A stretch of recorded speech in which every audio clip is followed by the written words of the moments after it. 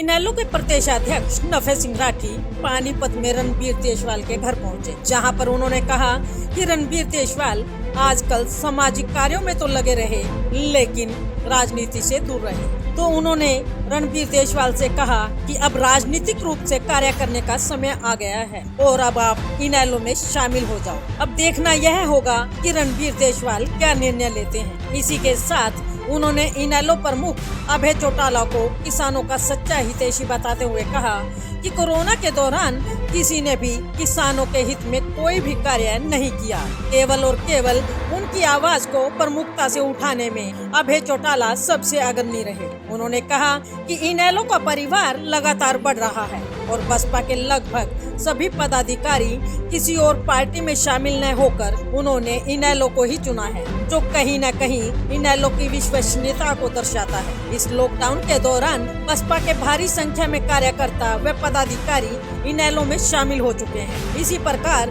Congress, JJP, Bhajpa के कार्यकर्ता भी निराश होकर अब इनेलो में आ रहे हैं। सरकार को लेकर लोगों में निराशा है। इसके साथ ही उन्होंने यह भी कहा कि कई 100 करोड़ रुपए उत्तर प्रदेश की मिलों में किसानों के बकाया हैं, जबकि आज के समय में हरियाणा व उत्तर प्रदेश दोनों प्रदेशों में ही भाजपा की सरकार है, तो फिर क्यों नहीं किसानों को बकाया पैसा मिल रहा। इसी के साथ उन्होंने अपने साथ आए कार्यकर्ताओं से अपने पार्टी में ज्यादा से ज्यादा लोगों को शामिल करने की बात कही। हमारी पार्टी के वरिष्ठ साथी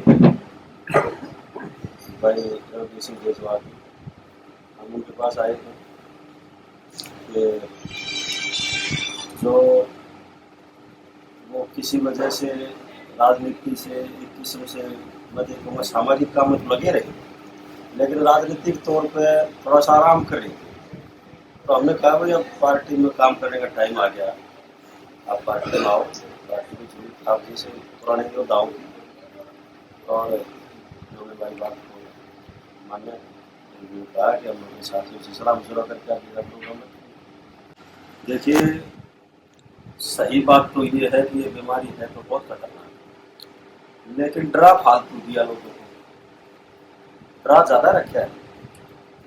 क्या हिंदुस्तान की सरकार जो लोग बाहर से लेकर के आई भाई है, उनको 14 दिन के लिए पार्टी में नहीं रख सकती? क्या जरूरत थी उनको ला करके छोड़ दिया कई लाख लोगों को? वहीं से तो बीमारी फैली होगी ना।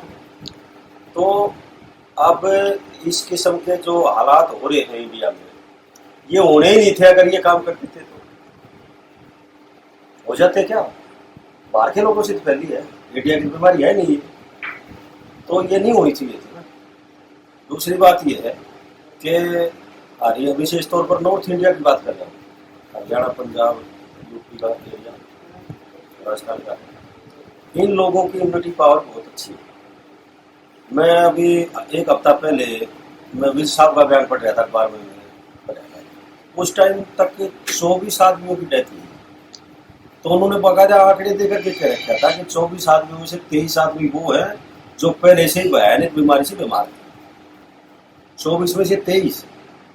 तो ये जो जिसका मान लो गंभीर बीमारी थी, कोई कैंसर से पीड़ित था, कोई बहुत लंबी शुगर से पीड़ित था, या किसी का अंदर से और तकलीफ थी, बहुत ज़्यादा सांस की बीमारी थी, 60 साल से ऊपर के लोग थे, बुजुर्गों की संख्या में थे, तो वो इस किस्म के लोगों पे ज़्यादा अटैक करते। तो मुझे उम्मीद है कि हिंदुस्तान की जनता जागरूक है और इसका पालन भी करेगी। अब लॉकडाउन लगातार लगाए रखना भी शायद आर्थिक स्थिति हिंदुस्तान की खराब हो जाती अगर ज़्यादा लंबा रखते, लेकिन मुझे उम्मीद है कि हिंदुस्तान इस पर काबू पाएगा। सरकार ने SCT बनाई, चाहिए थी SIT बनाई, उसमें भी मना कर दिया। और अब लीपा पोती में लगे हैं कि किस तरह से लीपा पोती की जाए। सबको पता है हरियाणा के लोगों को कि कौन इसमें शामिल है, इस बात का सभी को पता है कि कौन शामिल है, लेकिन लीपा पोती सरकार कर रही है, जो अच्छी बात है। बहुजन समाज पार्टी की सारी बॉडी, तो टोटल हरियाणा की बॉडी सारी की सारी इंडियन नेशनल पार्टी में ज्वाइन की। उससे पहले भी आप 8 तारीख को लॉकडाउन खुला था, 8 तारीख से लगातार अब तक के अगर आप देखोगे उठा कर आंकड़े, तो सबसे ज़्यादा लोग जेजेपी के टूट करके आए हैं, और बहुजन समाज पार्टी की पूरी बॉडी उन्होंने फैसला करके कल शामिल हो गए हैं। वो ना कांग्रेस में गए ना बीजेपी में गए। आप ये देखो कि भाई जो अपोजिशन पार्टी है आज विधानसभा में वो कांग्रेस है, लेकिन कांग्रेस के लोग टूट करके आए हैं हमारे पास, गए नहीं है कांग्रेस में, कोई जुड़ा नहीं है। इसलिए नहीं जुड़ा है कि वो लोगों की आवाज उठाने में निष्फल रहे।